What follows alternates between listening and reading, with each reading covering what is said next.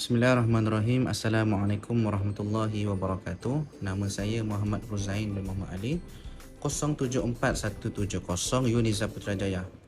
InsyaAllah hari ini saya akan menjawab dua soalan yang diberikan oleh Ustaz Hussein, pensyarah pentaksiran pembelajaran kami. Okay, soalan pertama yang berbunyi, apakah proses yang dijalankan selepas suatu soalan siap dibina dan sebelum murid menjawab soalan itu secara sebenar. Okey. Itu soalan pertama, dan soalan kedua pula adalah apakah itu taksonomi Bloom dan apakah dan bagaimanakah taksonomi Bloom diaplikasikan dalam penilaian dan pentaksiran. Okey, berbalik kepada soalan yang pertama, apakah proses selepas soalan siap dibina dan sebelum murid menjawab secara sebenar dalam peperiksaan. Okay, proses yang pertama yang hendak kita lakukan adalah ujian rintis. Okay. Kenapa dinamakan ujian rintis? Okay, ujian rintis ni adalah ujian pra ataupun ujian percubaan yang kita lakukan kepada responden, iaitu anak murid kita lah, untuk kita mengetahui tahap kesukaran soalan tersebut.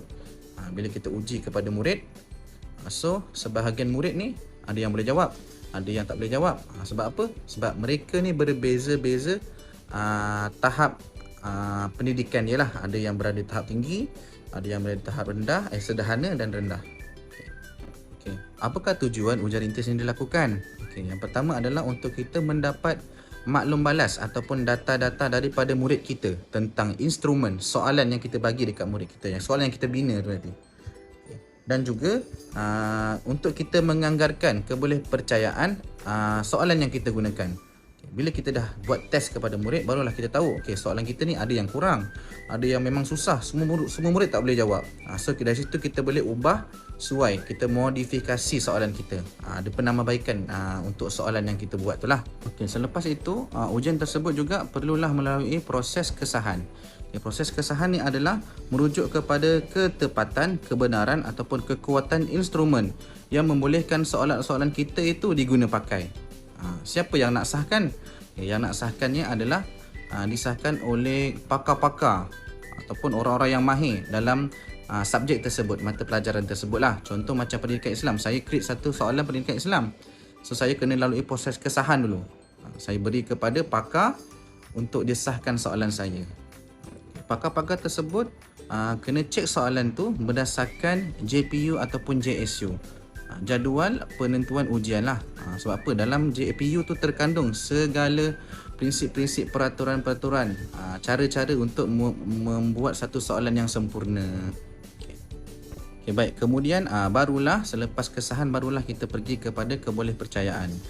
Ujian tersebut bila dah disahkan, kita boleh test kepada murid untuk kita ketahui soalan itu adalah soalan yang boleh diguna pakai ataupun tidak.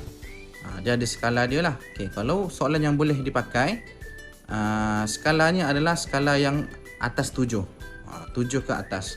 Itu skalanya lulus dan boleh diguna pakai. Adapun soalan yang tidak boleh diguna pakai adalah bila soalan tersebut diuji, ada sistem dia, diuji dan mendapati soalan tersebut berada di skala bawah daripada 7. So soalan itu dianggap gagal dan kena ubah. Boleh diubah ataupun boleh dibuang terus. Kita create soalan baru. Okey, menjadi persoalan, berapakah responden yang patut kita uji, kan? Ada yang kata 10 cukup, 30 cukup, ada yang kata lagi banyak lagi bagus. Okay. Tapi setelah saya kaji, setelah saya cari maklumat tersebut, okay, ada beberapa pandangan daripada pakar-pakar tentang berapakah jumlah bilangan responden yang sepatutnya. Okay. Daripada Connolly 2008, dia kata 10% daripada bilangan ujian sebenar. Sama juga macam Tris and Tris 2005, dia kata juga 10% daripada ujian sebenar. Maknanya responden tu hanyalah 10% daripada jumlah pelajar yang nak diuji sebenar tu. Contoh, pelajar tersebut semua tu adalah pelajar 1000 orang kita nak uji. Jadi 10% daripada 1000 adalah 100. So kita test soalan kita bina tu kepada 100 orang dulu. Pendapat Isaac and Michael, beliau mengatakan bahawa responden ni hanya 10 hingga 30 orang sahaja. Sama juga seperti Hill 1998, juga mengatakan responden hanyalah bilangannya hanyalah 10 hingga 30 orang sahaja. Dan pendapat Ibrahim pada tahun 2017, beliau mengatakan bilangan responden yang munasabah ataupun yang ideal adalah sekitar 30 hingga 50. Itu adalah pendapat-pendapat pakar-pakar yang memberi pendapat tentang berapakah bilangan responden yang patut kita uji. Jadi bagi saya antara yang berkesanlah untuk situasi pelajar di Malaysia, sebab satu kelas kita bilangan kadang-kadang ada yang sampai 40. So cukup sekadar 20 hingga 30 orang responden yang kita uji sebelum kita melakukan ujian yang sebenar lah. Okey, seterusnya kita pergi kepada soalan kedua. Soalan yang bertanyakan tentang apa itu taksonomi Bloom dan bagaimana pula taksonomi Bloom ni diaplikasikan di dalam penilaian dan pentaksiran. Taksonomi Bloom merupakan satu hierarki yang kita boleh mengenal pasti tahap kemahiran seseorang individu dari peringkat yang paling rendah sehingga peringkat yang paling tinggi. Itu adalah taksonomi Bloom. Dia seperti piramid hierarki daripada rendah ke tinggi. Taksonomi Bloom merangkumi 3 domain, iaitu domain kognitif, afektif dan psikomotor. Fungsinya adalah untuk kita merangsang ataupun kita mengembangkan pemikiran murid-murid ini supaya murid-murid ini kita dapat melahirkan generasi yang berfikiran kreatif dan kritis. Itu adalah function kita menggunakan taksonomi Bloom. Okay, dalam konteks Malaysia yang kita faham adalah KBAR dan KBAT. KBAR adalah kemahiran berfikir aras rendah dan KBAT kemahiran berfikir aras tinggi. Murid-murid ni kita bina dia orang, kita latih dia orang untuk menguasai dari aras rendah ke aras yang tinggi. Okey. Apakah hierarki taksonomi Bloom ni? Yang pertama dan yang kedua adalah kemahiran berfikir aras rendah, iaitu kemahiran mengingati dan faham. 3, 4, 5, 6 adalah kemahiran berfikir aras tinggi, iaitu yang ketiga aplikasi, yang keempat analisis, yang kelima menilai dan yang keenam adalah mencipta. Semua ni adalah kemahiran yang perlu dikuasai oleh murid-murid kita lah. Dari rendah ke tinggi. Sebelum kita pergi macam mana kita nak aplikasikan taksonomi Bloom dalam penilaian dan pentaksiran, kita kena tahu dulu apa itu penilaian. Penilaian adalah satu penilaian secara berkala yang dilakukan secara individu. Dia tidak boleh dilakukan secara berkumpulan.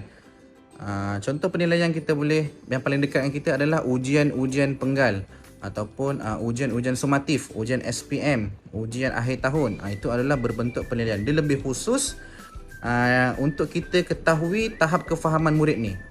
Dan dia juga ada markah, ada grade. Itu adalah penilaian. Pentaksiran pula adalah satu proses pengumpulan data murid untuk kita mengetahui maklum balas murid tersebut terhadap mata pelajaran yang mereka pelajari. Contoh yang kita boleh buat pentaksiran adalah melalui pemerhatian, soal jawab ataupun simulasi ataupun lakonan. Itu adalah satu pentaksiran yang kita boleh lakukan kepada murid. Itu adalah teknik-teknik dia lah. Dan kita juga boleh guna teknik kita selidik latar belakang dia. Kita tengok portfolio dia ataupun kita buat perbincangan dengan ibu bapa dia. Kita nak tahu kondisi murid tu sendiri. Dia tak berkala seperti penilaian. Dia tak ada grade, dia tak ada markah. Itu adalah pentaksiran. Jadi bagaimana kita nak aplikasikan taksonomi Bloom ke dalam penilaian dan pentaksiran tersebut? Untuk penilaian, guru-guru boleh membuat satu soalan yang mengandungi aspek-aspek KBAT dan KBAR. Dalam soalan mesti kena ada soalan yang mudah, soalan yang sederhana, soalan yang sukar. Itu semua mengikut syarat JPU lah. Mesti kena ikut tu. Sebab tu taksonomi Bloom ni penting dalam pendidikan kita. Okey.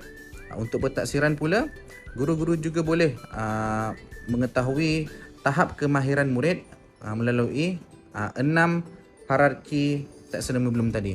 Mula-mula kita kena bagi murid menghafal. Lepas tu kita kena bagi murid ni, contohlah kita buat aktiviti robotik. Mula-mula mesti murid belajar teori dulu. Lepas tu murid ikut buat apa yang guru ajar. Contoh buat satu robot. Okay, dan kemudian nanti murid boleh buat robot sendiri pula. Itu adalah sampai tahap yang mencipta tu, yang ke-6 tu. Itu adalah kebat. Okay. Itu yang kita boleh aplikasikan taksonomi belum di dalam penilaian dan pentadsiran kita punya pendidikan lah. So, itu saja dari saya. Maaf andai ada terkurang. Saya sudahi dengan wabillahi taufiq wal hidayah. Assalamualaikum warahmatullahi wabarakatuh.